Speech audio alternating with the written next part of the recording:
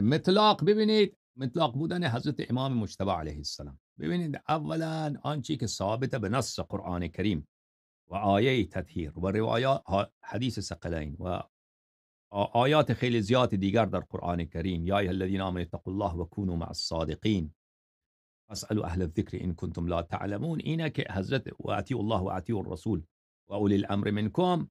آن چیزی که ثابته حضرت امام حسن مجتبی علیه السلام معصومه و مطهره از هر ناپاکی. این نص قرآن کریم، از هر بدی، از هر خامی، از هر عیب شرعی ظاهری باطنی خدا خودششان را پاک گردانیده. ازشان پاک و مطهره. این حدیث دلیلش قطعیه و آیات متعدد قرآنی و احادیث متواتره رسول خدا صلی الله علیه و آله و سلم. و در احادیث متواتره حضرت رسول صلی الله علیه و آله و سلم پنجتن پاک ائمه طاهرین علیهم السلام از تمام ملائکه مقربین افضلند و از تمام انبیا و مرسلین افضلند و به مقام اونها هیچ کسی نمیرسد. و حضرت امام مجتبی علیه السلام تاج سر ائمه علیهم السلام و در بین ائمه طاهرین علیهم السلام از همگی افضله الا پدر بزرگوارشان حضرت امیر المؤمنین علیه السلام. لذا در ایشان هیچ عیبی نیست و در ایشان هیچ خطایی نیست. و طلاق دادن هم یک فعل حرامی است. طلاق در شریعت، کسی که زنش را طلاق میدهد او گناهی نکرده. و حضرت رسول الله صلی الله علیه و آله و سلم خود ایشان هم زنها را طلاق دادن. این چیز بدی نیست. بله. و کلمه مطلاق یعنی زیاد طلاق دادن. اینم زیادی طلاق دادن این یک امر نسبیه. یک کسی که 2 طلاق داده نسبت به اون کسی که 1 طلاق داده او مطلاقه. یک کسی که هیچ طلاق نداده و یک کسی که 1 طلاق داده نسبت به اون نسبت به اون طلاقش بیشتره. 3 طلاق هم مطلاق نسبت به کسی که طلاق نداده. این که امام مجتبی علیه السلام چند تا طلاق داده ما نمیدانیم، اما میدانیم که اگر 2 بوده، 3 بوده، 4 بوده، هر چی که بوده حق ایشان بوده و درست بوده و صحیح بوده.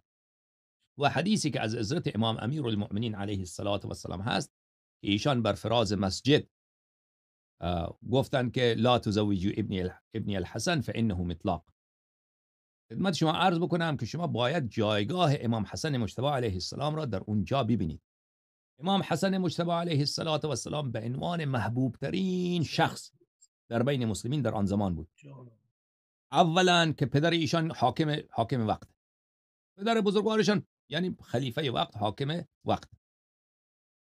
ثانیا خود ایشان پسر رسول الله صلی الله علیه و آله و سلم و خیلی از مردم اون زمان زنده بودن که حضرت رسول صلی الله علیه و آله و سلم را دیده بودن به چشمان خودشان و میگفتن که پیغمبر ایشان شبیه پیغمبر.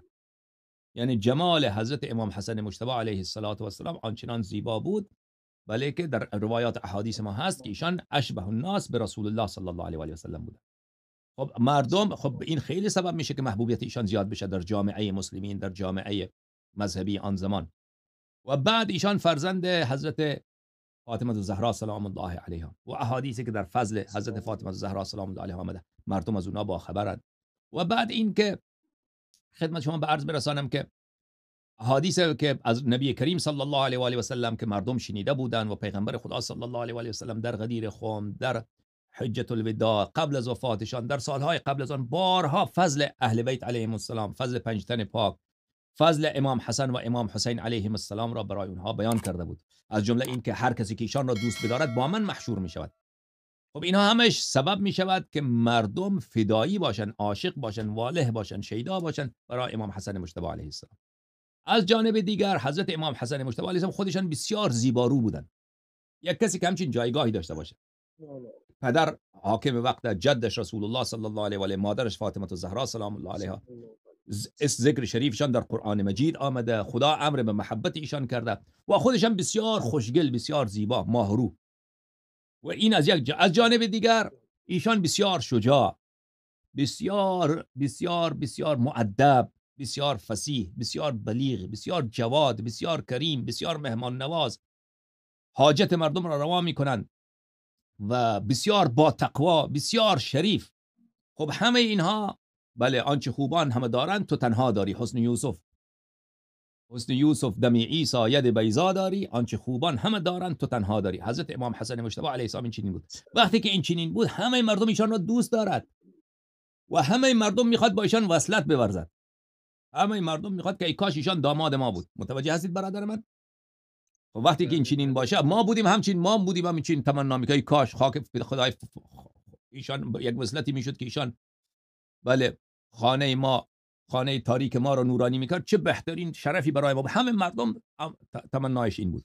و حضرت امام امیرالمؤمنین علیه السلام به خاطر ظاهر کردن این عشق مردم برای نسبت به امام حسن مجتبی علیه السلام، مردم که این چقدر مردم عشق دارن، برای ظاهر کردن این، نه از باب جدیت و نه از باب این که واقعا بگن که شما به ایشان دختر ندید، از باب این که و ظاهر بشه که مردم چقدر به ایشان دوست داره و پسرشان را ناز بدهند و محبت بورزن. این را جمله را گفتن که به ایشان دختر ندید که دختر شما را طلاق میداد. و دلیل این که این یک حرف جدی نبود، این از برای این بود که محبت مردم ابراز بشود و محبوبیت امام مجتبی علیه السلام ظاهر بشود. جواب مردم که مردم فوراً گفتن که نه یا امام علی علیه السلام، ما بهشان دختر میدیم، طلاقم داد نوش جانش، طلاقم داد نوش جانش، ما بهشان دختر میدیم، شما منع کنید ما دختر میدیم.